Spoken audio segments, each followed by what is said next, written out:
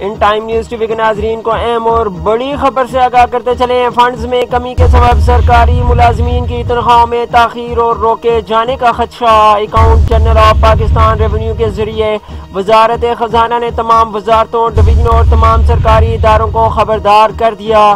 Finance division کے ای P R کے ساتھ مشاورت، مالی ساکھ کو برقرار رکھنے کے لیے ایک مختصر حکمت عملی تیار کر لی گئی۔ اپنے ویورز کو اہم اور بڑی خبر سے آگاہ کرتے چلے، فنڈز میں کمی کے سبب سرکاری ملازمین کی تنخواہوں میں تاخیر اور روکے جانے کا خدشہ۔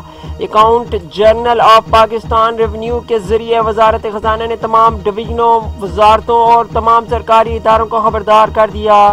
فنانس ڈویژن کے ای پی آر کے ساتھ مشاورت، مالی ساکھ کو برقرار رکھنے کے لیے ایک مختصر حکمت عملی تیار کر لی گئی۔ آپ کو یہ بھی بتاتے چلیں کہ کچھ سرکاری محکمہ نے موجودہ مالی سال کے اخراجات کم بتائے اور ناکافی بجٹ رکھا گیا۔ پرنسپل اکاؤنٹس افسران مالی حکمت عملی پر پوری طرح واقف نہیں۔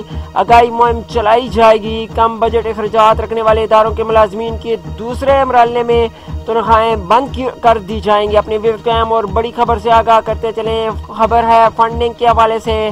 فنڈنگ کی کمی کا سامنا، تمام سرکاری ملازمین کی تنخواہ میں تاخیر اور روکے جانے کا خدشہ۔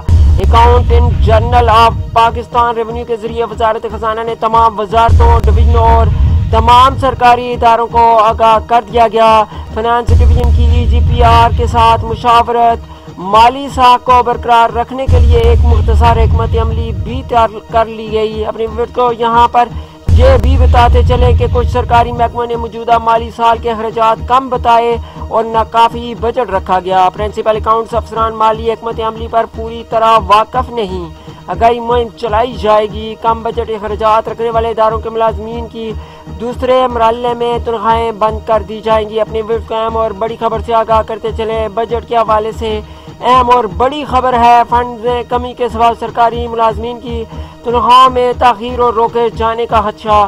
Accountant general of Pakistan revenue کے ذریعے وزارت خزانہ نے تمام وزارتوں، ڈویژنوں اور تمام سرکاری اداروں کو خبردار کر دیا۔ فنانس ڈویژن کی ای پی آر کے ساتھ مشاورت، مالی ساکھ کو برقرار رکھنے کے لیے مختصر حکمت عملی بھی تیار کر لی گئی۔